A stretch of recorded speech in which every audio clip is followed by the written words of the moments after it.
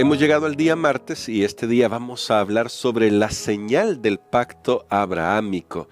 Y tal vez usted, si conoce un poco del texto del Antiguo Testamento, sabrá a qué señal se refiere, pero vamos a descubrir algunos elementos que nos ayudan en nuestra vida espiritual y por eso vamos a pedir la dirección de nuestro Dios. Padre Santo y bueno que habitas en la inmensidad, hoy venimos para aprender este propósito por el cual tú dejaste esa señal del pacto para los descendientes de Abraham y cómo, aunque nosotros ya no estamos regidos por esa señal específica, todavía necesitamos los principios espirituales que hay detrás de esa señal. Ayúdanos a comprender esta lección en el nombre de Cristo Jesús. Amén. Amén. Ahora vamos al capítulo 17, Pastor Ani Perla, y como hemos dicho al principio, se está cubriendo bastante material. Ya se estudió el capítulo 15, el 16, ahora en el capítulo 17 me parece bastante interesante que mientras que casi, o más bien que al principio del capítulo 16 Dios está ausente, en el capítulo 17 Dios aparece nuevamente de forma activa y dice, Abraham tenía 99 años, el versículo 1 del capítulo 17, 99 años de edad, cuando se le apareció Jehová y le dijo, yo soy el Dios Todopoderoso, anda delante de mí y sé perfecto. De nuevo ha pasado tiempo acá, pastor, ha pasado ya un tiempito más después del incidente del capítulo 16. ¿Por qué es tan importante esta revelación de Dios a Abraham y el llamado que le hace al patriarca? Muy bien, es correcto meditar en estas cosas porque aquí vemos, a pesar de la edad ya bastante adulta de Abraham, 99 años, Dios le tiene que decir, anda delante de mí y sé perfecto. Sí. Porque en otras palabras Dios le está diciendo, mira, eso que pasó con Agar no me gustó mucho, no me parece, Abraham. Pero Dios, en vez de desecharlo, y aquí nuevamente el tema de la gracia de Dios, Dios le dice, mira, camina nuevamente, vamos a la meta, a que se cumpla la promesa. Y esto es similar a lo que encontramos en el capítulo 15, donde Dios se le aparece, hay una revelación de él y le da todas las promesas. Ahora Dios, después de ese silencio, tal como bien lo mencionó nuestro hermano Gerson, hubo en el relato de Agar, y Saraí, Ismael, Dios no habla. Dios está en silencio porque mientras ellos intentan resolver el problema a su manera, pero ahora Dios toma el control y dice, vamos nuevamente, se tiene que cumplir como yo lo dije. Camina delante de mí, yo te voy a sostener, yo te voy a enderezar tus pasos. Qué lindo es saber que aún a pesar de errores que nosotros podamos cometer, Dios no nos desecha, sino que nos dice, vamos, anímate, levántate, cumplamos, lleguemos a la meta. Pastores, bueno, en ese sentido vemos, porque ya se destacó eso, pero entonces el capítulo 16 es como un paréntesis que interrumpe la relación con Dios y Dios tiene que hacer lo mismo que ha hecho desde siempre, desde que el ser humano pecó. Él tomar la iniciativa para venir.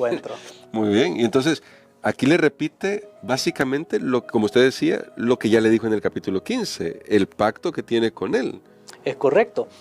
Porque recordemos que Abraham había expresado dudas y de hecho esas dudas Saraí también las tenía y ahí pues las circunstancias sucedieron donde él entró pues a una relación fugaz con su sierva, con la sierva en este caso de su esposa, con Agar, pero habían pasado 13 años, ya Ismael tenía 13 años, pero obviamente allí Dios habla a él y entonces le hace la gran promesa, cómo es que él va a llegar a ser un hombre que va a ser padre de muchas multitudes y de hecho creo que el tema central de este capítulo es lo que dice el versículo 2.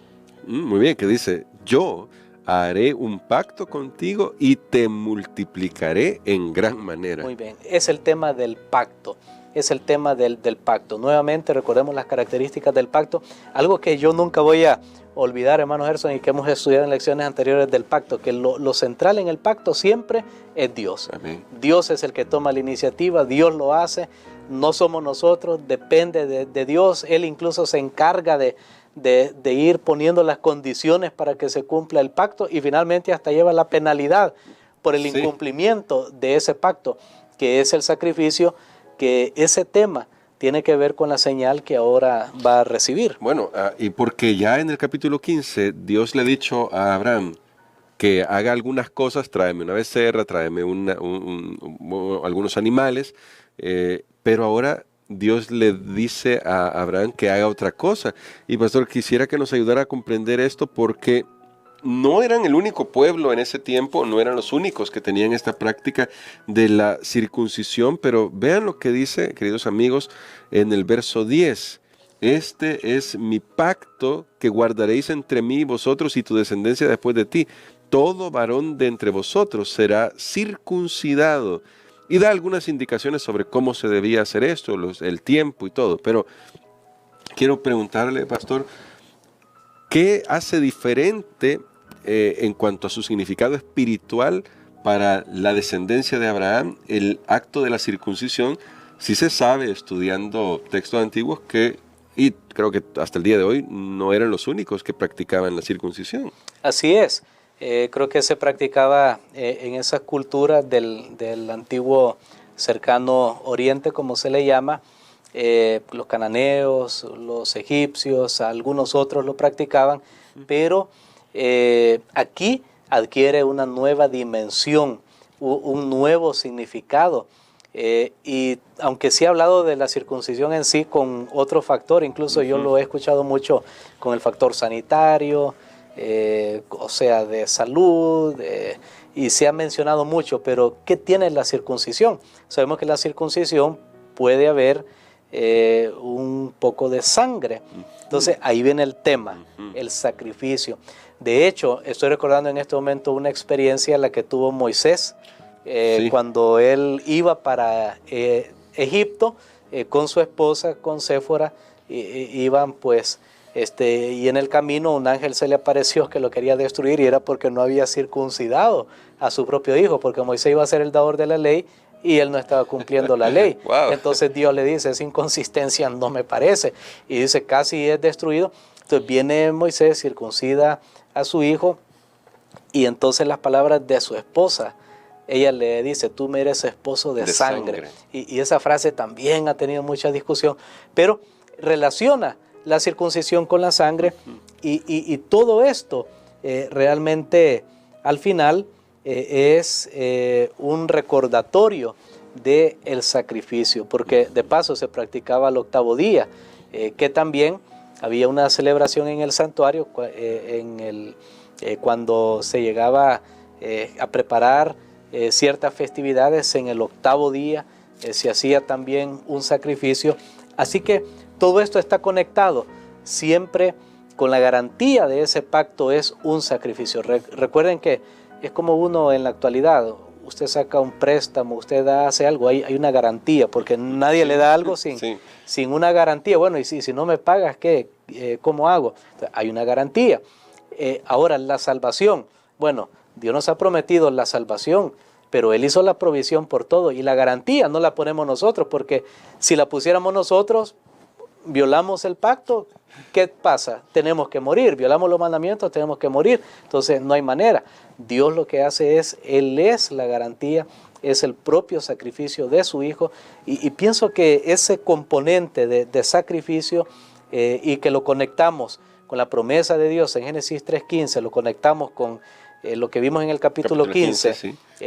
aquellos animales esparcidos ahí, despedazados, que tenía que ver con el pacto de Dios, nuevamente también es lo que significa el rito de la circuncisión. Y ahora, pastor, es en el capítulo 17 que Abraham finalmente recibe el nombre de Abraham. Hasta este momento se llamaba Abraham, Sarai, llega a ser Sara. Y destaco estos puntos, pastor, este punto, porque también es acá donde se presenta a Abraham riéndose, a pesar de que Dios le está diciendo, yo te voy a dar un hijo. Algunos han dicho que tal vez sea de asombro la risa, tal vez de escepticismo, no sabemos en realidad con qué intención se rió, pero ¿qué nos dice esto sobre cómo Dios trabaja a pesar de nuestras debilidades, pastor?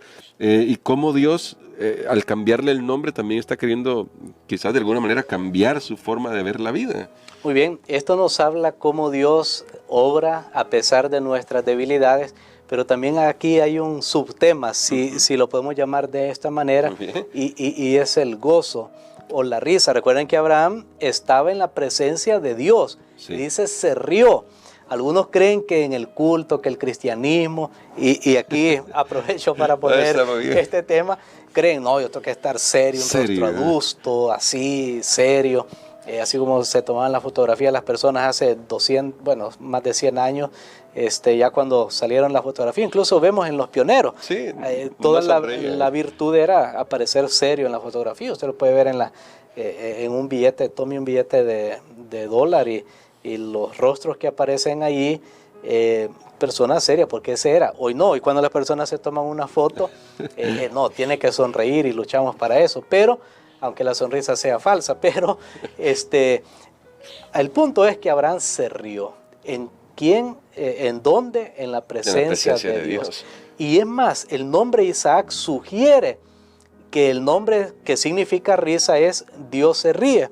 O sea, también Dios se rió. Ahora, no sabemos si la risa de Abraham fue, tal como ya lo mencionó, de duda o de como una risa nerviosa, como se le llama hoy cuando alguien no cree totalmente o más bien está asombrado con la oferta que se le hace, pero ese era un tema. Sin embargo, la pregunta específica era, bueno, cómo Dios nuevamente se llega ante el hombre, Dios hace sus promesas.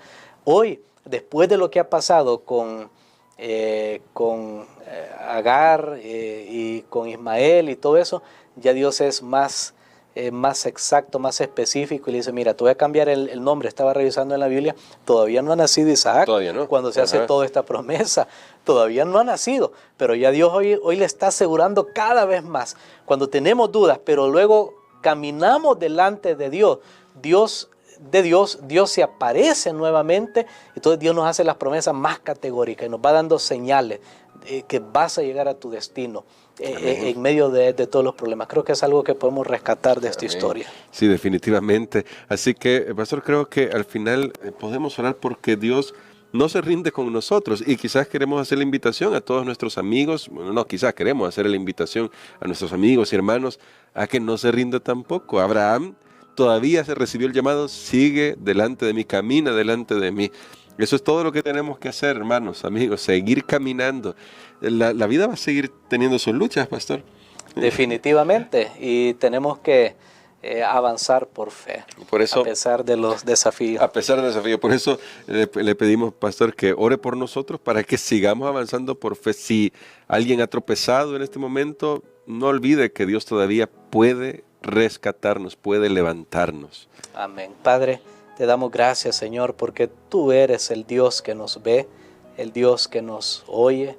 Tú eres el Dios que prepara un camino. Tú preparas, como decía el salmista más adelante en la historia, tú preparas banquete para nosotros aún en el desierto.